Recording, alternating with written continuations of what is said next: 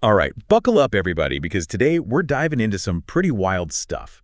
We're going to be exploring the connection between Hanumanji, the monkey god you know from Hindu mythology, and a real-life spiritual leader, Baba Neem Karoli. A connection that'll make you rethink how ancient beliefs and the real world, kind of bump into each other. Exactly.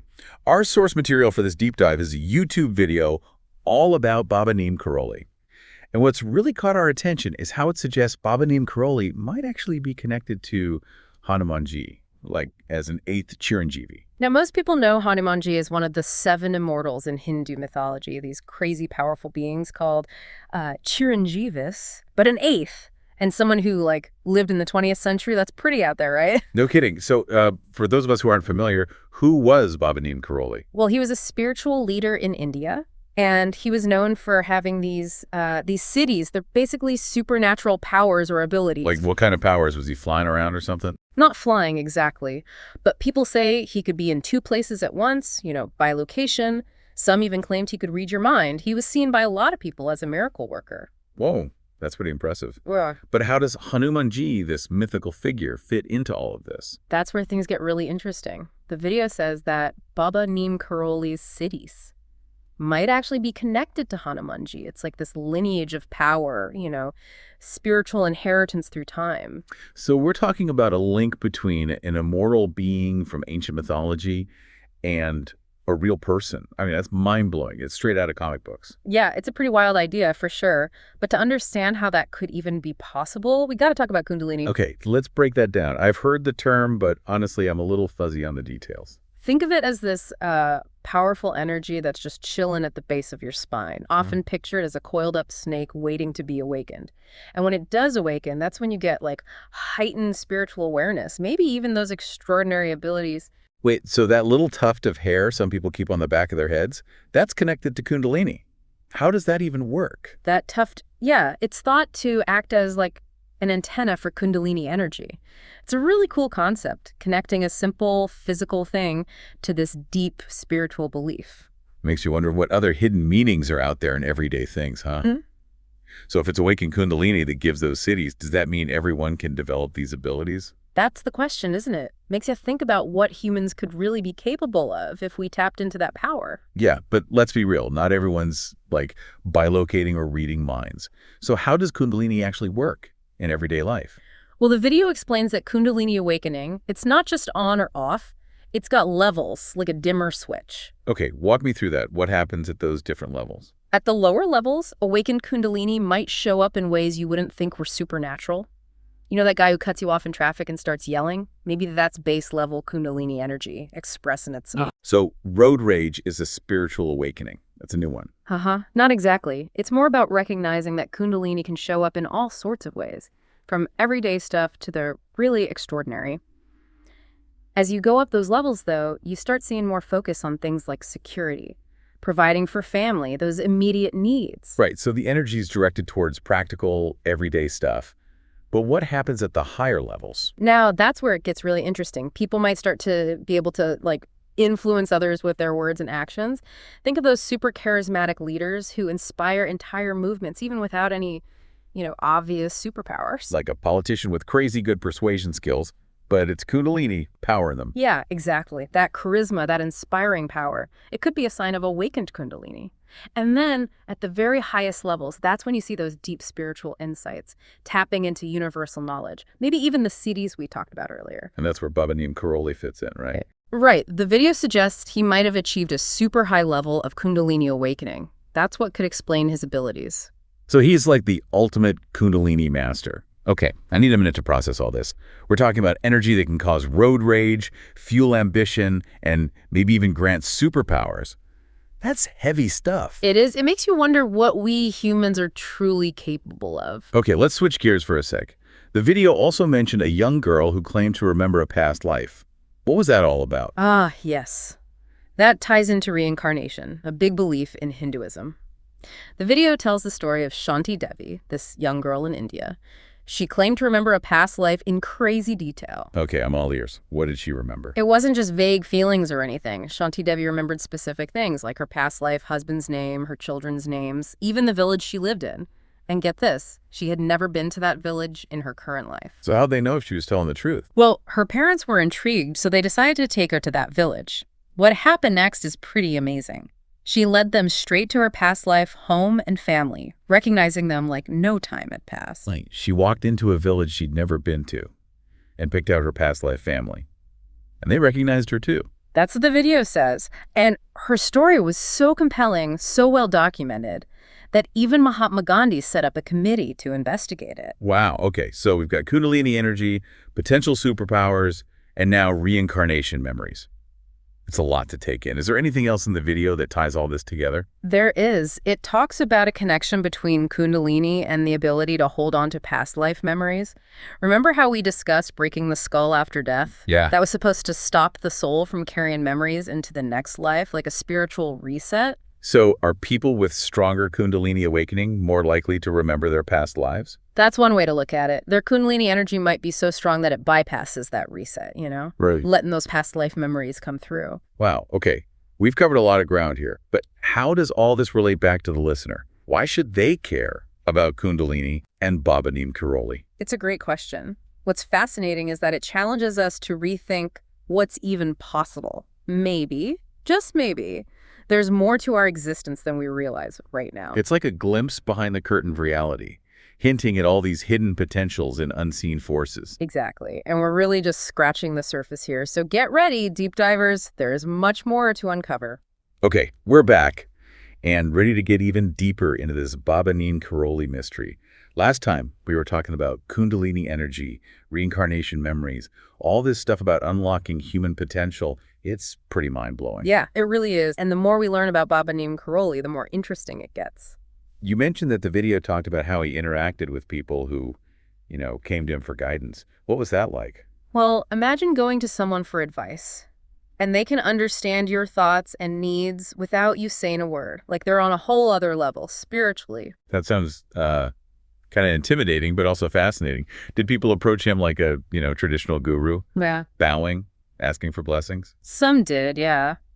But the video talks about how Baba Neem Karoli's responses were often, well, kind of cryptic, even seemed nonsensical sometimes. Like riddles or metaphors. Guess that goes with the territory when you're a spiritual leader, huh? Sometimes, yeah. But there are also stories about him giving people these random instructions, like telling someone to go to a specific place or do something that seemed totally unrelated to their problem. So he wasn't giving out like easy answers or straightforward solutions. Not always. It's like he was guiding people in a subtler way, orchestrating things behind the scenes to, lead them to a solution or a realization. So like he was playing some cosmic game of chess, moving people around like pieces on a board. That's a great way to put it. Like he could see the bigger picture, how everything's connected, and knew exactly which strings to pull to make things happen. That's some next level intuition for sure.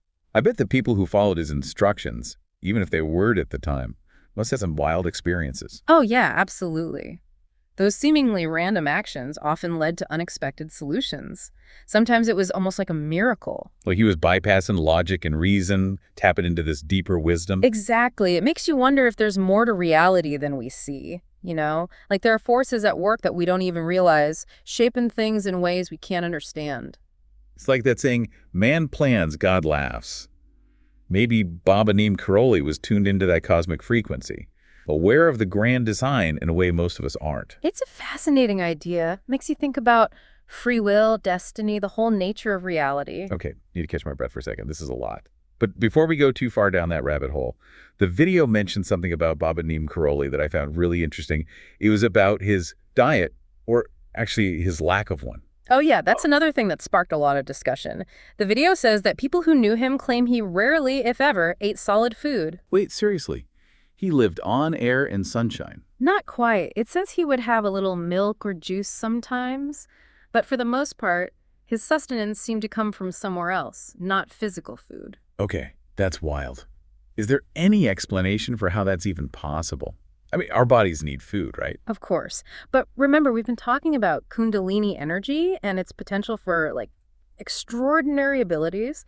The video suggests that people with really strong Kundalini might be able to draw sustenance from a different source, like a cosmic energy or prana. So it's like plants photosynthesizing, but on a spiritual level, they're absorbing energy straight from the universe. Exactly. It's an idea you see in different spiritual traditions, that we can nourish ourselves with energy, not just food. Makes you think maybe food is just one kind of energy we've evolved to use.